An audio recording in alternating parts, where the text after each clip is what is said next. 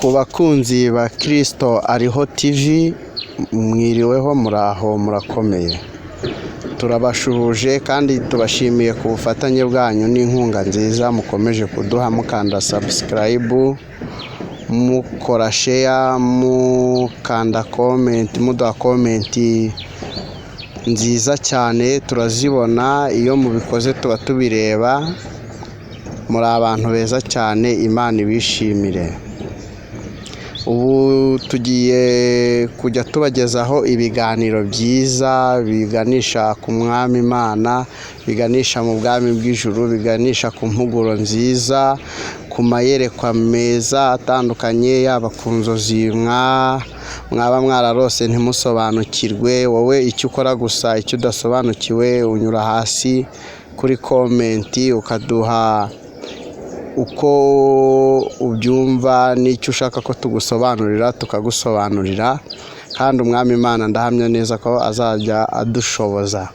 Inkunga yanyu ni nziza cyane, irakenewe, yaba ku buryo bw'umufuka, yaba ku buryo bw'amasengesho, byose biremewe kugira tubone uburyo ki tubasha kwirinda abatubuzi, kuko bamaze kugwira muri ino minsi, bamaze kuba benshi cyane, ariko Uwiteka azajya arushaho kubana natwe, abidufashemo, adushoboze kubasobanurira kuri iki kinyamakuru bita Kristo ariho TV. Rero Uwiteka nakomeze ababere maso kandi abahundagazeho imigisha ye, ibagwe neza. Imigisha y'Uwiteka ikomeze kubabaho mu buryo bwose. Uwiteka akomeze kubaragira mu buryo bwose, mu buryo bw'amasengesho, mu buryo bwo guhimbaza Imana, mu buryo bwo kuramya Imana, byose bibabere uko mubyifuza n'uko mubyifuza ku Mana.